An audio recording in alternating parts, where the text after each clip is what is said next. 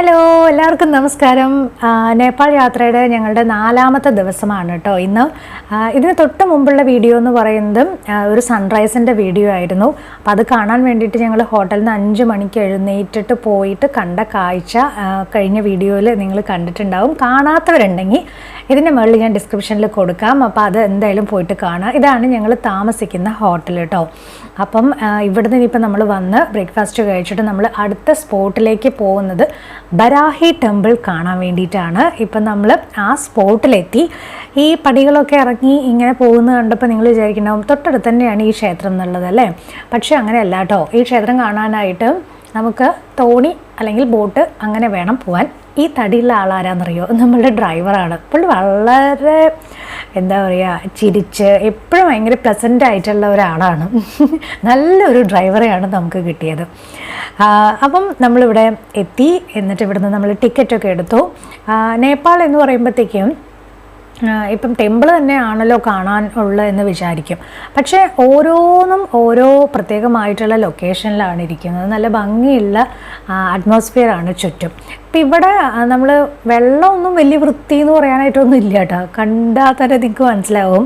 പക്ഷേ ഇവിടെയുള്ള ഒരു അട്രാക്ഷൻ എന്താണെന്ന് വെച്ച് കഴിഞ്ഞാൽ നല്ല ഭംഗിയുള്ള കളർഫുള്ളായിട്ടുള്ള തോണികളാണ്. അപ്പം നമ്മൾ ബരാഹി ടെമ്പിൾ കാണാൻ വേണ്ടിയിട്ട് ബോട്ടിൽ 2 ബോട്ടാണ്. ബോട്ടല്ല, ഒന്നിത്തിരി വലിയ ബോട്ട്, അതിനകത്ത് കുറച്ച് പേര് അധികം കൊണ്ടു. ഇത് ബോട്ടെന്ന് പറയാൻ പറ്റില്ല, ഇത് തോണിയാണ്. ഇതിനകത്ത് ഞങ്ങൾ 5 പേര് കയറിയിട്ടുണ്ട്. 2 സെക്ഷനായിട്ടാണ് പോകുന്നത് അമ്പലത്തിലേക്ക്. ഇവിടുന്ന് കുറച്ച് ദൂരമുണ്ട്. അപ്പം ഇതിൽ വേണം നമുക്ക് പോകാനായിട്ട്.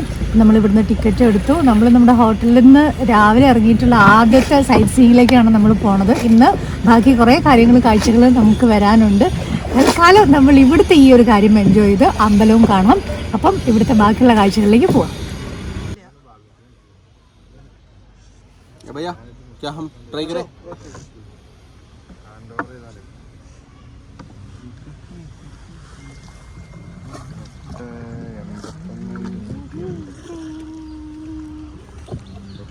ഒരാൾ ഇപ്പോഴും ജോലി ചെയ്തുകൊണ്ടിരിക്കുകയാണ്, ടിക്കറ്റ് എടുത്ത് കൊടുത്തുകൊണ്ടിരിക്കുകയാണ്. ടൂറിലാണെങ്കിലും ജോലിയാണ്. അതെ. ഇങ്ങനത്തെ ഒരു 14 പേരായിരുന്നെങ്കിൽ നമുക്ക് പണി ഉണ്ടാവില്ലായിരുന്നല്ലേ. നമ്മുടെ റോ ചെയ്യുന്നത് തുഴയാൻ നമ്മുടെ ആൾക്കാർ തന്നെ ഉണ്ട്. പിന്നെ എന്ത് വേണം അല്ലേ. എല്ലാം എൻജോയ് ചെയ്യുന്ന ആളുകളാണ് നമ്മളുടെ കൂടെ ഉള്ളത്. അങ്ങകലെ കാണുന്നതാണ്, ചുറ്റും മരങ്ങളാണ്. ക്ഷേത്രം മനസ്സിലാവുന്നൊന്നുമില്ല, പക്ഷെ അതിൻ്റെ ഉള്ളിലാണ് ക്ഷേത്രം ഉള്ളത്. അപ്പം ഏകദേശം ഇപ്പം നമ്മൾ എത്താറായി. പെട്ടെന്ന് അങ്ങ് ബോട്ടിൽ കയറിയിട്ട് നമ്മളങ്ങ് നേരെ അങ്ങ് അമ്പലത്തിലേക്ക് എത്തില്ല. കുറച്ച് ദൂരമുണ്ട്. ഒരു 10 മിനിറ്റ് വേണമെങ്കിൽ പറയാം. കാരണം പതുക്കെയല്ലേ തോണി തുഴഞ്ഞു വരുള്ളൂ. സ്പീഡ് ബോട്ടൊക്കെ ആണെങ്കിൽ ചിലപ്പോൾ 2 മിനിറ്റ് കൊണ്ടൊക്കെ എത്തും. ഈ ഒരു ഭാഗം കാണുമ്പോൾ എനിക്ക് ഓർമ്മ വരുന്നത് എന്താണെന്നറിയോ? അതായത് നമ്മുടെ ശ്രീനഗറിലെ ഷിക്കാര റൈഡ്, ദാൽ തടാകമാണ് ഓർമ്മ വരുന്നത്. ഏകദേശം വേണമെങ്കിൽ ഇതേയും ഒരു ദാൽ തടാകം എന്നൊക്കെ പറയാം. പക്ഷേ എന്താ പറയുക, ഇങ്ങനെ എല്ലാ സ്ഥലങ്ങളിലും ഇതുപോലെയുള്ള കാര്യങ്ങളും തോണിയും ഒക്കെ ഉണ്ടാവും അല്ലേ.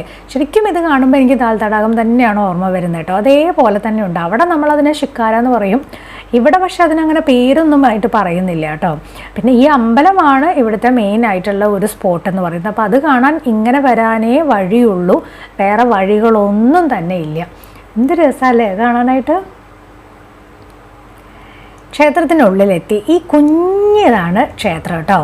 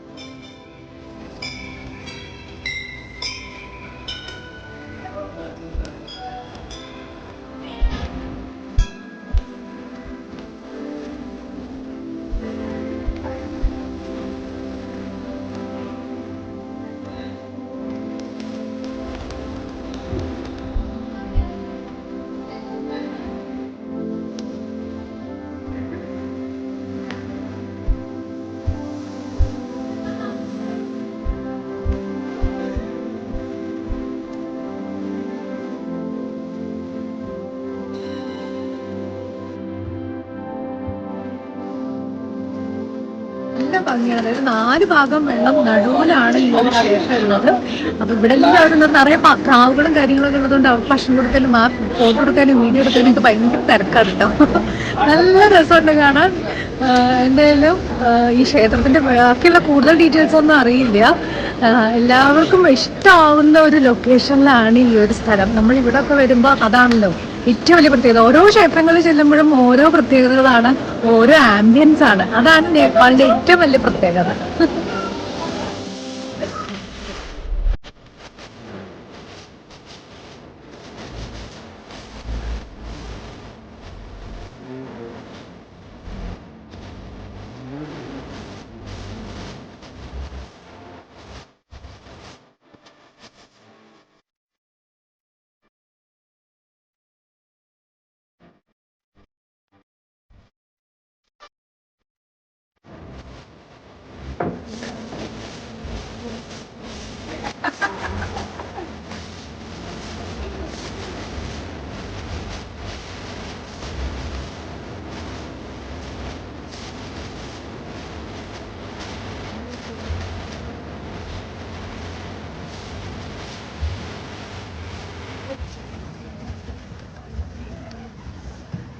എന്തായാലും നമ്മൾ ഇവിടുന്ന് തിരിച്ച് ലാസ്റ്റ് തോണി, ഞാനൊരു ചേഞ്ചിന് അങ്ങോട്ട് പോകുമ്പോൾ തോണിയിൽ പോയി, ഇങ്ങോട്ട് വരുമ്പോൾ ബോട്ടിലാണ് ഞാൻ കയറിയത് കേട്ടോ.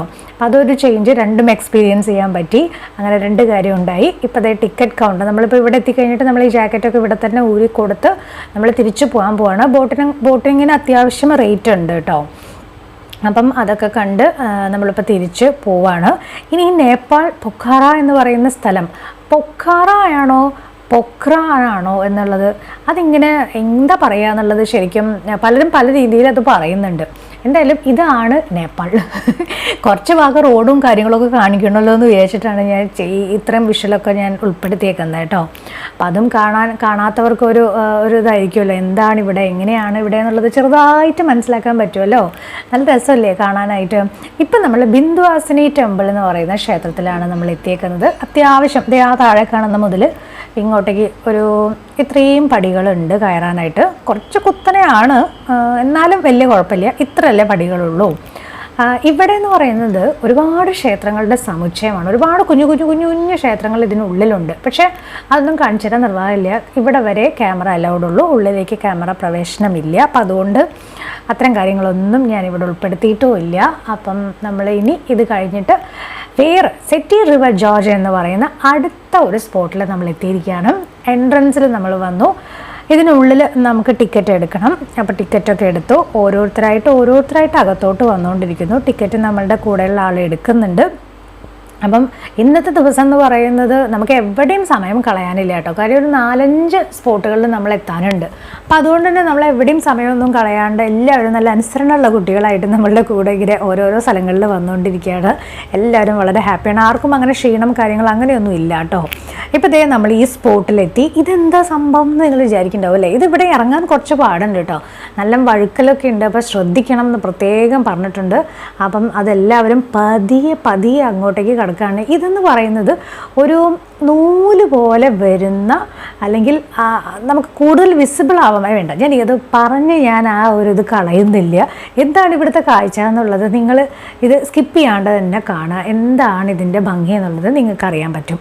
ഈ വെള്ളത്തിനകത്ത് കാല് വെച്ച് കഴിഞ്ഞപ്പോൾ ഉണ്ടല്ലോ, ശിരസ്സിൽ വരെ തണുപ്പ് വന്നു എന്നുള്ളതാണ്. കാരണം അത്രയും അധികം തണുത്തിരിക്കുന്നൊരു വെള്ളം. നല്ല സുഖമുണ്ട് കേട്ടോ അതുകൂടെ യാത്ര ചെയ്യാനായിട്ട്. എന്തായാലും എല്ലാവരും ഇങ്ങനെ പതിയെ ഇങ്ങനെ ഈ സ്ഥലത്തൂടെ വന്ന് നമ്മൾ ഈ ഒരു സ്പോട്ടിലേക്ക് എത്താൻ പോവാണ്. ആ കാഴ്ചകൾ കാണാം. എന്താണ് ആ സംഭവം എന്ന്.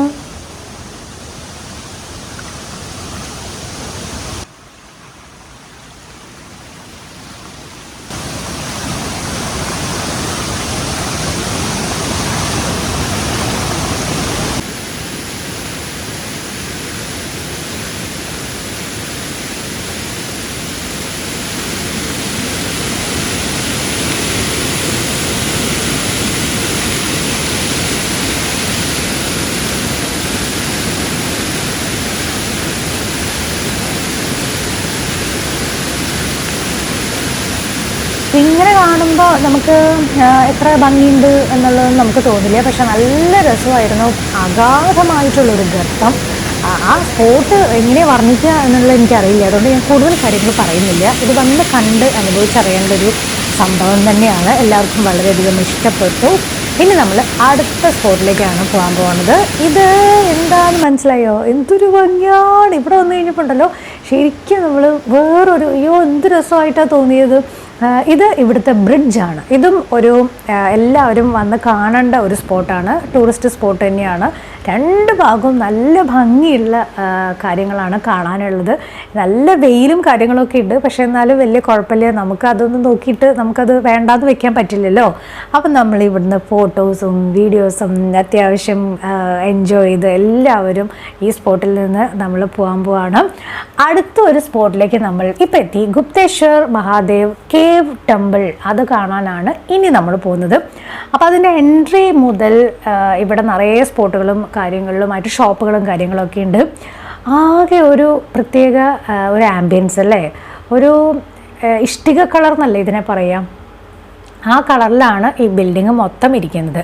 ഇതിൻ്റെ ഉള്ളിൽ, അതായത് ഈ ബിൽഡിങ്ങൊക്കെ കാണുമ്പോൾ നമ്മൾ വിചാരിക്കും ഇവിടെയാണോ ക്ഷേത്രം എന്നുള്ളത്. പക്ഷേ ഇത് നല്ല താഴേക്ക് ഇറങ്ങിച്ചെന്ന് ഒരു ഗുഹയുടെ ഉള്ളിലാണ്. അതായത് പാറമടകൾക്കിടയിൽ, പാറമടയല്ല പറയുക, പാറകൾക്ക് നടുവിൽ ഒരു ക്ഷേത്രം. അങ്ങനെയാണ് ഇത് ഉള്ളത്. അപ്പോൾ അത് ഒരു ഡിഫറെൻ്റ് ആയിട്ടുള്ള ഒരു എക്സ്പീരിയൻസ് ആണ്. നമ്മൾ ഇതുവരെ പോയിട്ടുള്ള ക്ഷേത്രങ്ങളിൽ നിന്ന് തികച്ചും വ്യത്യസ്തമായിട്ടുള്ള ഒരു അന്തരീക്ഷത്തിൽ ഉള്ള ഒരു മഹാദേവ ക്ഷേത്രമാണ്. ഈ പോകുന്ന വഴി നല്ല ഭംഗിയുണ്ട് കാണാനായിട്ട്. പ്രത്യേകിച്ച് ഇതിൻ്റെ ഉള്ളിൽ ഓരോ വിഗ്രഹങ്ങളും കാര്യങ്ങളും ഒക്കെ വെച്ചിട്ടുണ്ട് കേട്ടോ. എന്ത് രസമായിട്ടാണ് ഇവർ ചെയ്തിരിക്കുന്നത് അല്ലേ. ഓരോരോ അറകൾക്കുള്ളിൽ ഓരോ ഇതിൻ്റെ കൂടുതൽ ഡീറ്റെയിൽസും ഐതിഹ്യങ്ങളും കാര്യങ്ങളൊന്നും അറിയില്ല. പക്ഷേ കാണാൻ എന്തായാലും വളരെ കളർഫുള്ളാണ്. നല്ല കളർ ടോൺ, ഒരു ഇഷ്ടിക കളറും അതിൻ്റെ ഇടയിൽ പിന്നെ ഇങ്ങനെ ഓരോ വിഗ്രഹങ്ങളും കാര്യങ്ങളും ഒക്കെ ആയിട്ട് നല്ല രസമുണ്ട്. അപ്പോൾ നല്ല താഴേക്ക് നമ്മൾ ഇറങ്ങി ചെന്നു. കണ്ടില്ലേ, വഴി കണ്ടോ? നിങ്ങൾക്ക് മനസ്സിലാവുന്നില്ല എന്ത് രസമാണ്, എന്ത് ഭംഗിയായിട്ടാണ് ഇത് ചെയ്തേക്കുന്നത് അല്ലേ. അങ്ങനെ പടികളിൽ ഇറങ്ങി നമ്മളിതേ ശരിക്കും ഇപ്പോൾ ഗുഹയിലെത്തിയ ഒരു ഫീലാണ്. ഇവിടെ അങ്ങോട്ട് എത്തിക്കഴിഞ്ഞപ്പോൾ ഉണ്ടല്ലോ ഒരു തണുത്ത കാറ്റടിച്ച ഒരു കുളിർമയുള്ള ഒരു അന്തരീക്ഷം. ഇവിടെ അത്യാവശ്യം വഴുക്കൽ കാര്യങ്ങളൊക്കെ ഉണ്ട്. ഇത് കണ്ടില്ലേ, ഉറവ പോലെ ഇങ്ങനെ മുകളിൽ നിന്നൊക്കെ ഇങ്ങനെ വെള്ളം വന്നുകൊണ്ടിരിക്കുകയാണ്. അപ്പോൾ ഇത് നമ്മൾ ശ്രദ്ധിച്ച് വേഗം ഒന്നും നമുക്ക് ഇതിലൂടെ നടക്കാൻ പറ്റില്ല. വളരെ സാവധാനം ആണ് നമുക്കിതിനുള്ളിലേക്ക് ഇറങ്ങാൻ പറ്റുള്ളൂ. നല്ല ശ്രദ്ധിക്കണം.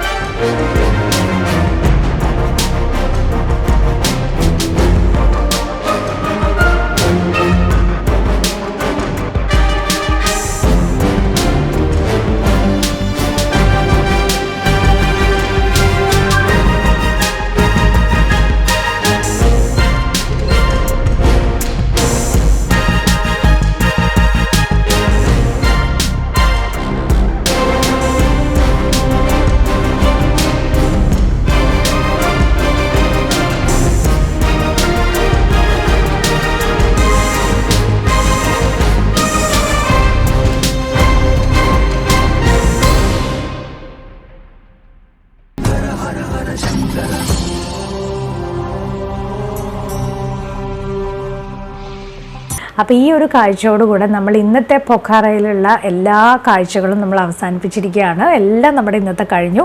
ഇനി നമ്മൾ നേരെ റൂമിലേക്ക് പോകുന്നു. നാളെ നമ്മൾ പോകുന്നത് ലുംബിനി എന്ന് പറയുന്ന സ്ഥലത്തേക്കാണ്. അപ്പോൾ അടുത്ത വീഡിയോയിൽ കാണാം. അതുവരെ ബൈ.